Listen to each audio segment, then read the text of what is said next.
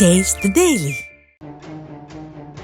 தென்காசி மாவட்டம் ஊத்துமலை அருகே கீழக்கலங்கல் இந்திரா காலனியை சேர்ந்தவர் கனகராஜ். கூலி தொழிலாளியான இவர் வழக்கம் போல் வேலைக்கு சென்றுவிட்டு சம்பவத்தன்று இரவு வீட்டின் முன் அமர்ந்திருந்தார். அங்கு பயங்கர ஆயுதங்களுடன் வந்த மர்ம கும்பல் கனகராஜை விரட்டி சென்று வெட்டி கொன்றது.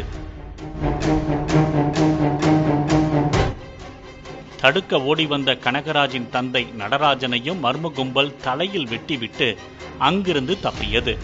தகவல் அறிந்த ஊத்துமலை போலீசார் சம்பவ இடத்திற்கு சென்று கனகராஜின் உடலை மீட்டு பிரேத பரிசோதனைக்காக சங்கரன்கோவில் அரசு மருத்துவமனைக்கு கொண்டு சென்றனர்.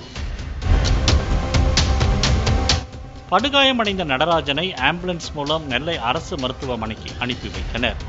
அங்கு சிகிச்சை பலனின்றி நடராஜனும் உயிரிழந்தார். குற்றவாளிகளை தனிப்படை அமைத்து தேடி வந்தனர்.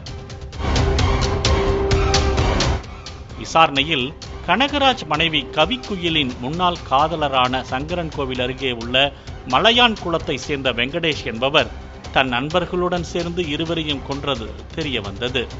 திருமணத்துக்கு முன்னரே கவிக்குயிலுக்கும் வெங்கடேஷுக்கும் காதல் இருந்துள்ளது. பெற்றோர் கட்டாயப்படுத்தி தாய் மாமா மகனான கனகராஜுக்கு திருமணம் செய்து வைத்துள்ளனர்.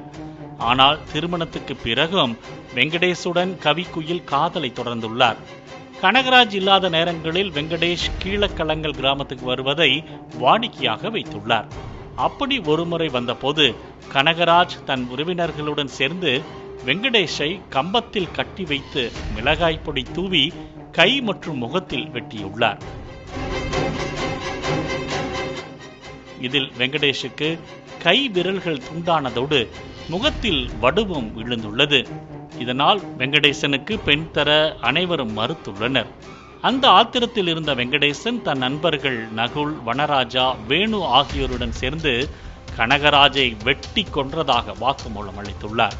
கொலை செய்த 4 பேரையும் போலீசார் கைது செய்து விசாரித்து வருகின்றனர்.